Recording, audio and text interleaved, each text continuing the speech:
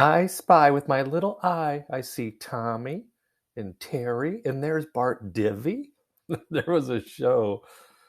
Oh boy, I didn't watch it often, but growing up, there was a show called Romper Room, and it was basically like a preschool class on television, and, and the teacher would look through this little like magnifying glass towards the screen, and then she would just say names out, and as a little kid you would hope she can actually see you, and then she would call your name out. But not one time did she ever say Bart, because how many Barts do you know besides me, Bart Divvy? So here we go, looking at a spy, looking at that with my little eye. It's doing the old downward facing dog here. So of course I would have preferred to enter up here when it was in the 411s or the 410s or even in the 409s. She's real fine, my 409, but we still see a little bit of action here at the 412. We've got 9 cents on it. So if we look at a call credit spread, sell the call, buy the $2 call. So we got the 412, 414. That'd be the exact position we were in yesterday, but a little bit more credit might be on the table. We could fill it right now for 6 cents with no problem. Let's just go 5 contracts on that for fun. Get our first trade of the day on the board on the Spyinator. So we're going with the call credit spread, and we have 5 contracts looking for 6 cents credit. Could probably, might be able to get 7, as it's going up right now. So maybe we should try for 7. Should we try for 7? That's another $10 bills. So let's go back and just put in 7 to see what happens. We like to have fun here, right? We like to have a good time together. Now it's at low likelihood to fill. Keep an eye on that. Oh, it's keep going up. So I think we might be able to fill that if we just put it in and leave it. Let's go ahead and put it in and see what happens at 7. We got $1,000 collateral, $35 credit we're looking for, which would be a 3.5% return on our money for 1 day. And hey, there it filled. So it must continue. It must still be going up. So there we go. That worked out in our favor for another cent, which added $5 to our bottom line. $35 on $1,000 collateral. First trade of the day. That's I Spy with my little eye. So we'll keep an eye on that today as it begins to continue to green back up, trying to fight its way back up into the Bollinger Band there. You see the big wide Bollinger Band. It is trending down though, so that's that orangish area all shaded in here. It is trending down on the day, fighting its way back in. So we could, if we wanted to even add to our position, we could probably get back in at the same number or even $1 higher. Maybe not. It's down to 8, even though it's climbing. That seems odd. So we may have gotten in right at the right time, as long as it doesn't keep crushing up on us. So we'll keep an eye on that first trade of the day. What else I'll be doing today? I know it's geeky, it's nerdy, but for me it's fun. I like to go over to tipranks.com, and then I go to the research tools tab, and I go down to the dividend calendar. Okay, we see the dividend calendar right there. We click on that. And then what I like to do is typically go out the next week. And I was looking specifically at what? So I was looking at Thursday, the 23rd. And the reason was just I wanted to check on Abbott and AbbVie. We already have a position in AbbVie, but what else is going on that day? Because you have Abbott Labs and AbbVie, but you also have 48 more companies that have ex-dividend date on Thursday, April 13th. So I was starting to look at some of these. Here's the dividend yield. I like to look at that. Obviously ex-dividend date. We want to own it the day before the ex-dividend date to lock ourselves in to collect that nice dividend yield. And then also, what do the analyst consensus say? Are they a moderate buy? Are they a strong buy? Hold, moderate sell, or a sell? I like to look at those just to a quick eyeball test on these. And then the other thoughts in my mind, one would be like, an advanced auto parts might be a good play, because will people begin to buy less new cars, keeping their existing and used cars longer if the economy begins to slow down a bit, or even stumble into a mild recession, then a company like Advanced Auto Parts could do very well in that time because people will want to keep their used cars longer and repair them with the parts that they can get at Advanced Auto Parts. So if I just did a quick look, okay, so AAP, if we go over here and we Seeking Alpha with its brand new look over on Seeking Alpha, put in the AAA or the AAP ticker symbol. AAA, that's where you should go after your Mexico trip, Bart. You keep the comment to yourself, Terry. We look at Advanced Auto Parts and then we do our quick new dividend yield theory to see what's up. What's up now? Tell me. Now look, this is a pretty nice indicator looking at 4-year average dividend yield for AAP, Advanced Auto Parts, is 119. And what we've determined is that if the current dividend yield is higher than the average, then it kind of waves a flag that this particular asset, this particular underlying, this particular stock may be underpriced. So you see that the current, or that's the trailing, the current, or the trailing, the TTM means trailing 12 months.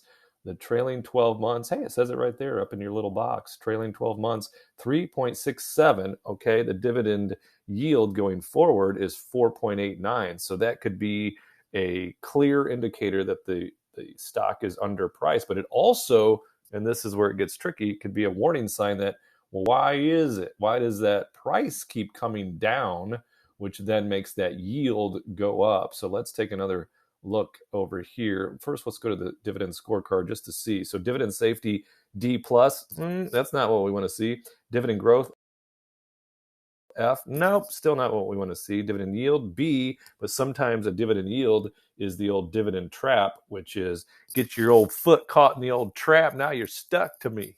And I'm paying a high dividend on a dirty dog stock that keeps going down in price. And then dividend consistency. So those are no good. All of those no good. Let's look at dividend history just to see what those payments have been and what they've been doing lately.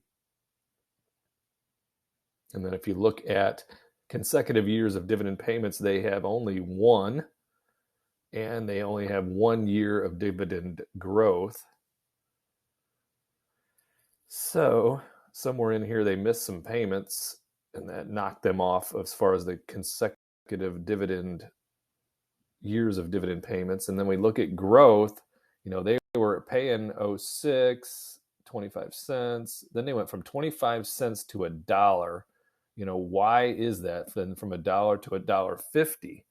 You know, is that because they had a bunch of free cash flow from operations, or was it to try to keep the investors from fleeing the scene? Okay, let's go back to dividend. Let's take a look at dividend safety. Oh boy.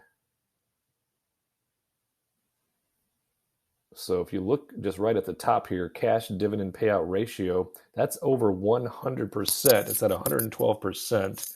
So does that mean that they are borrowing money to pay their quarterly dividends? Some companies do that, kind of a band-aid in hopes of increasing their actual cash flow, their actual revenue and net revenue going forward. Let's take a look at our friends over at alphaspread.com and then look at AA and the P.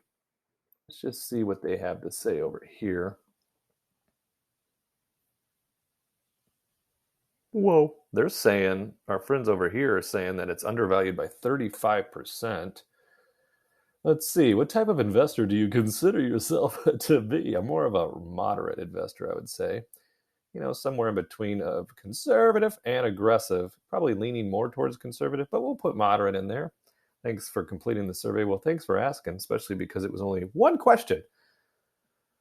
So if we go scroll down just to see what the fundamentals say. So we've got $11.2 billion in revenue, which that's very nice, but only $502 or $502 million of net income. That seems pretty low. That seems really low on that kind of number. So we got some capital expenditures going on, which, you know, could be good.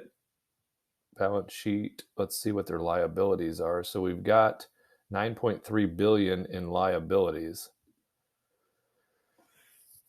So accounts payable 4.1 billion, accrued liabilities 1 billion, and then they have long-term debt at 1.2, non-current liabilities 2.8 billion. So, at least they're in the green there between 12 billion in assets and 9.3 billion in liabilities.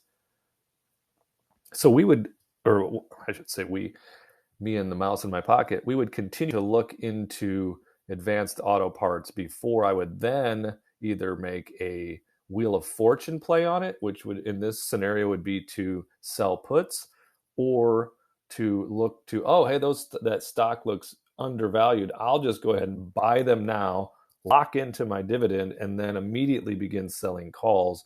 I would do a little bit more research in that, but I've seen some red flags that would, at this very moment for between you and I would continue to just see what else. I'd make a little note on my little scratch pad here next to me. AAP. Why did you have to use that voice? I don't know. It just came out. And then another thought I have is, so I looked at American Tower and I was like, nope, I'm out on that. Just with regard to debt going forward, because I like American Tower, just the idea that it's essentially 5G cell towers and things that they provide to other companies. So I kind of like that business model, but maybe just right now going forward, I'm out on them, and I'll just give you a quick look as to why. American Tower Corporation, and if we look to the summary with ratings, and here, look at this. So right even there, that wasn't on there a couple of days ago, but it's on there now. It's a warning that AMT is at high risk of performing badly. Okay, even though this gentleman right here on March 22nd said American Tower is a strong buy. They have a D- valuation, A- growth, A profitability, C momentum, D revisions. So we definitely like that growth and profitability part. They have a decent dividend, but let's do the quick dividend yield theory just to see what we see. So it's got a 3.10 dividend going forward. What is the 4-year saying? Okay, so it shows that the 4-year average is 195. So again, that tells us, just as far as the dividend yield theory is concerned, that this stock is undervalued. But again, why? Because look at all these red grades that they have. So we would probably pass at this very moment and continue on. And like we already have AbbVie.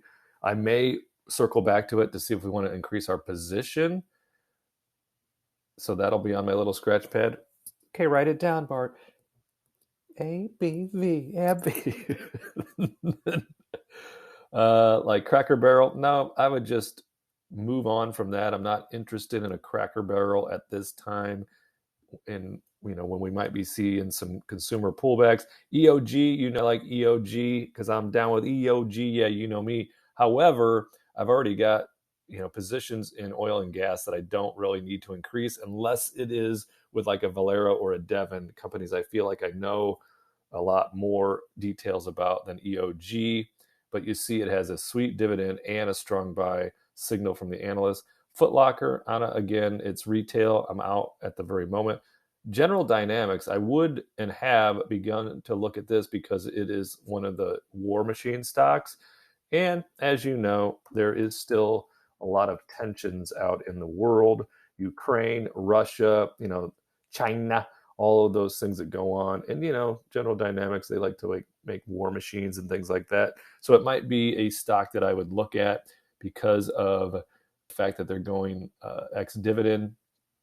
I could look to do a Wheel of Fortune. So it's at 229.78, down 258 today, which would make it a nice candidate for spinning the Wheel of Fortune on the put side, selling some puts. So let's just see what it would do with regard to premium. So if we go to trade General Dynamics and then we look to sell puts, and even if we went could we look at a short term?